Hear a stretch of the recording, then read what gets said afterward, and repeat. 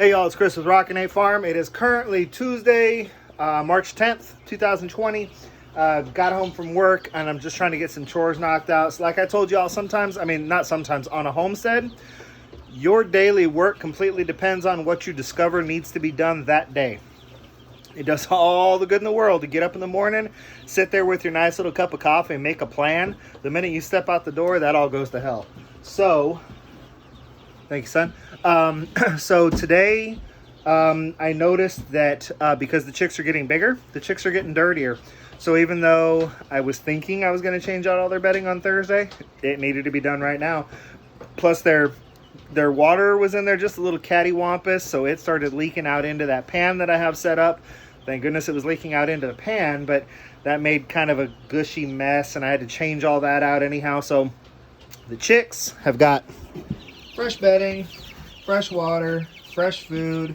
They're getting big, and they will be growing into their grow out pen very soon because we're getting a lot more feathers than fluff. So as soon as we get to the point where we're mostly feathers, I'll put them in a place where they can still stay warm and be safe. And I've actually got a really good idea for their grow out pen. I'm going to show you guys that in a little bit. So the other thing I wanted to show you is happy plants, I guess.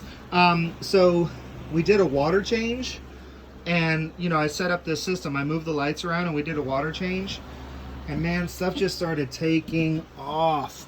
I mean, look at these tomatoes down here. They're touching the lights. I need to raise my lights. I did this 2 days ago, y'all, and it's time to raise the lights so that they don't start getting burned by the lights. More tomatoes in there. Look at that, touching the lights. The basil that I just showed you 2 days ago, look at that basil.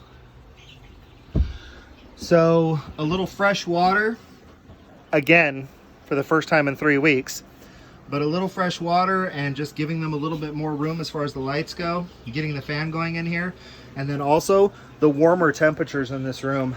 Man, y'all, I'll tell you what, it is 80 degrees today.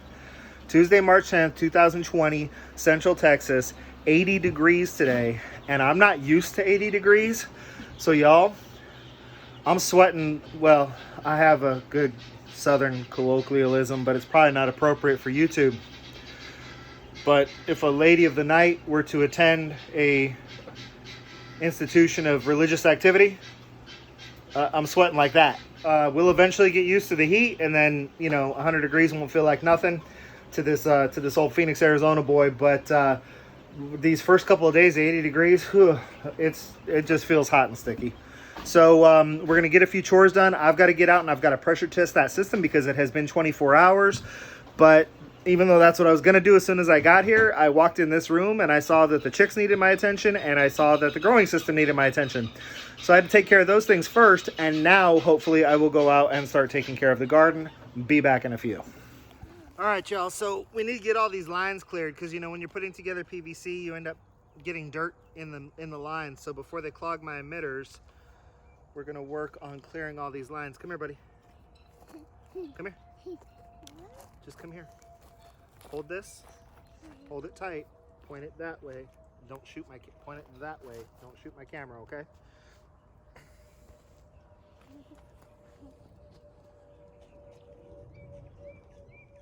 Point it that Here way. it comes.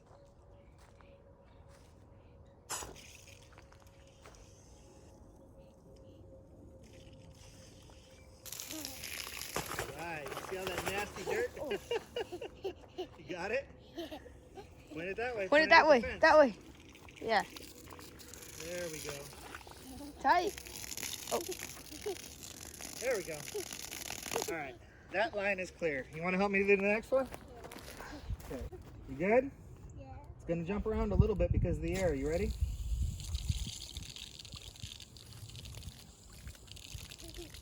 Okay, here it comes. All right. Cool, that line's clear. All right, y'all, so I think you get the basic idea. We're going to clear the rest of these lines, and then I'll catch up with you in a bit. All right, y'all, we got all the lines cleared. Now we're starting to put some stuff in here. I told you a lot of this is going to be experimentation for me. Drippy emitters, I am very familiar with. because I did a lot of landscaping back in the Phoenix area, and my wife's family has been in landscaping for, decades. So, the flagged drip emitters, 1 gallon, 2 gallon, 4 gallon drip emitters, I'm very familiar with those. This stuff here is soaker hose, 1/4 inch soaker hose. You can see how it just hooks into the main line and it just kind of drizzles out. And right here, I barely have the valve cracked. If I actually open this valve up, you can see now there's really some water coming out. So I do like the adjustability of it. This is carrots and beets. So I could give the bed a good slow, deep soaking, which it's not getting right now because there's so much water over the massive surface area that it's really coming out. But if we just barely crack that valve, I think that this soaker hose is going to work for things like carrots and beets. But I don't know. I may end up changing it out for the drip tape. We'll see, because it's an experiment. I've never had a garden this big, and every garden I've ever had, I've watered by hand. And garden beds do not translate directly to drought-tolerant desert landscape plants, which is where my experience is. If these were all sages and bougainvilleas in a primarily rock landscape with the fake river stone going through in a neighborhood where the houses were all stacked on top of each other, and a great big mesquite or palo verde tree shading half the yard, I could tell you exactly what to do. But because we're talking vegetables in raised beds in a garden that is 450 square feet of plantable space, plus all the buckets, so 500 square feet of plantable space, it's new to me, and I'm having to experiment a little bit. So we're gonna have to see how this goes to some extent. All right, y'all. We're not losing light too much because, we're back on daylight savings time now. We're off of daylight savings time. I don't even know how it works. Anyhow, it's staying lighter later now. Sorry, I'm an Arizona boy. You got to forgive me. We didn't do this back in Arizona. But it's getting late enough that I need to get my other chores done. So let's see what we got so far. We ran this, I got to think of the name of each thing. We ran this soaker hose to the carrots and beets. It seems to work pretty well. We ran this drip tape to the onions, and it seems to be working well as well. The way the drip tape works is that there's a hole every 12 inches, and each hole waters at a 1/2 gallon per hour. And then what we'll do now is we'll actually sink these down underneath the mulch so that they're really decreasing the possibility of any kind of a fungal or root infection, and it's getting that good deep watering when I turn the valve on. So I'll water the onions as often as they need to be watered. I've got those the drip tape running along the, I'll call them furrows in between the onions rows where the fertilizer is buried. So basically, as the ground gets saturated, it leaks fertilizer out into the soil and the onions soak it up. Now, with my walking onions, I decided to go ahead and go with the soaker hose here because these are planted in the ground, and they're also a perennial onion, and they're what's called a treeing onion. So you can harvest the bulbs out of the ground, but generally speaking, you don't. You harvest the greens, and then when the onions set on the top of the plants, you harvest those shallot type onions. So I thought it'd be okay to just go ahead and give these a good soaking every once in a while and let the soil underneath all of this mulch and compost just get saturated.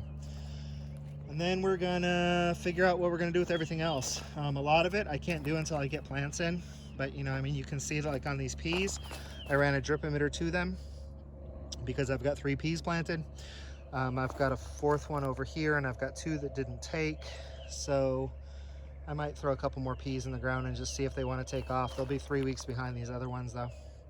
So as we start to put plants in the ground, we will run emitters to them. And then there's some stuff I can do in advance. Like I know I can run emitters to all my buckets because I know that those buckets are where I want them. And I know that I'm going to plant primarily cherry tomatoes and small peppers in them. So I can start running emitters to those. I already ran emitters to all of my herbs that are planted in the ground. Please forgive my beer cans there, people. My herbs that are in the ground are all being watered by drip emitters. So that dewberry is being watered, that sage is being watered, that oregano is being watered, and then these all go to my marshmallow that I just planted that is coming up. So still got to get water to the strawberries and the garlic. Still got to get water to all of my trees here. But I'm gonna need to go get, now that I've done some experimenting, I'm gonna need to go get a lot more hose and some different varieties. I've got a few more things I'm gonna do tonight, so I don't think I'm quite done with this video, but I'll check back in with you in a little bit.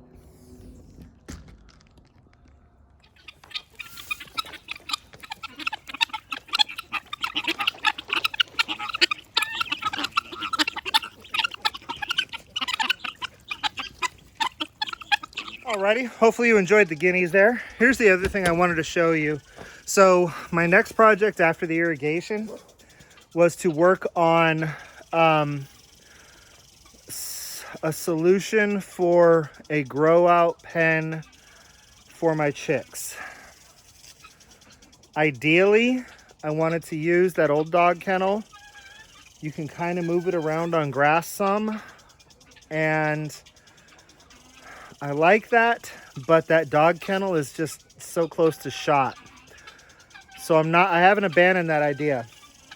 I'm still gonna try to make that work, but I'm not gonna invest a bunch of money in it. And this year, at this time, is not the time to spend a bunch of money on either getting a bunch of 2x4s and hardware cloth to build my own or another dog kennel to modify. So if I can't get the dog kennel to work, this flock here, when they were just little bitty chicks, what I did with them when they got too big for their brooder is I brought them over here and I just put them inside the chicken coop. We left the chicken coop doors closed. You can see that I've got a big window on the chicken coop, so now that it's starting to get warmer, we'll pull that off, and the chicken coop is very well ventilated. So I put all the chicks in the chicken coop with plenty of water and feed. It got plenty of sunlight in there because of the window, and they just scratched around down there on the bottom looking for any grass or anything they could find. We would also take, we would mow a swath of grass and then dump the clippings inside there, and they were very happy and they were very healthy, and we lost no chicks and nobody got sick. So not having them on the grass isn't the end of the world. It's just I would prefer to have them on grass. So I think what I might do if I can't make the dog kennel work is I might come in here into the barn. And right now the light's not on, so it might be difficult to see in here. But if I cover up that hole down there and clean up in here and get all the trash off the ground, all the wood scraps, and then dump and spread out 3 or 4 bales of hay in here, that window has a screen on it, so I can open up the window, they'll get light, they'll get air. If it became a big issue, I can always cut a hole there or cut a hole there and cover it with hardware cloth. But what I'm thinking is that maybe I'll just come in here and put a couple of roosting. This is the room that I needed to put a new floor in so that it could become my workshop. That's a project I didn't get to, and it turns out it might be a blessing in disguise because this might be a very good for this year solution for a grow out pen. I mean, this thing is massive. This room is 12 by 14. I mean, there's a lot of square footage in here, much bigger than that coop was for the same number of hens. So if I throw up some low roosting bars so they can start learning how to roost, patch up any holes so that no predators can get in here. I mean, there's nothing that's predator proof, but make it more predator resistant. Throw a bunch of hay on the ground that I can then just scoop back up and compost. I'm thinking that this room might be a good solution. I've got a light up there that I can put on a timer because the cord comes over here and plugs into this outlet. So I can put a timer on this outlet, have the light on a timer so that it's not totally dark in here during the day, along with whatever light comes through the window. And like I said, this is better living conditions than my hens had last year. At 6 weeks old, my hens went into that chicken coop, and they stayed in that chicken coop until I finished the fencing at 14 weeks old. And they had plenty of square footage for the size that they were. They started learning how to roost, and it worked out. So I'm thinking that this might just be a good solution for me for this year, for an area to grow out my new chicks until I can get them big enough to add them to the flock. I just don't see why it wouldn't work. Like I said, it's better than what I did last year, which worked out just fine. So I'm really thinking that I might be able to make this work for a solution. And this is one of those things I was really disappointed I didn't get done. I was really disappointed I didn't get a floor in there so that I could move my workshop into that room with the window and clear out this space for being able to get like bulk feed and stuff. But I think for this spring, it might be an absolute blessing.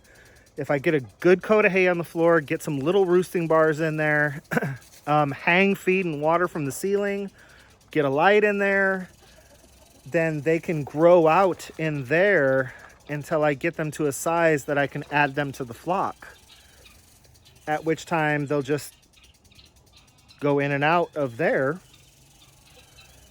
That's also kind of got me thinking about the fact that if I cut a hole in the side of the barn, this could be a pretty decent chicken coop. So I don't know.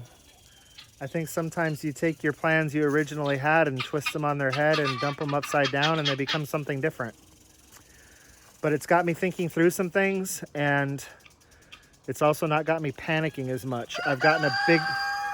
Shush it, Hercules. I've got a big portion of the work I was worried about done, and I think I may have found a solution for the other portion of work that I was worried about. This might work out. Sometimes a plan you didn't even know you had comes together, I guess.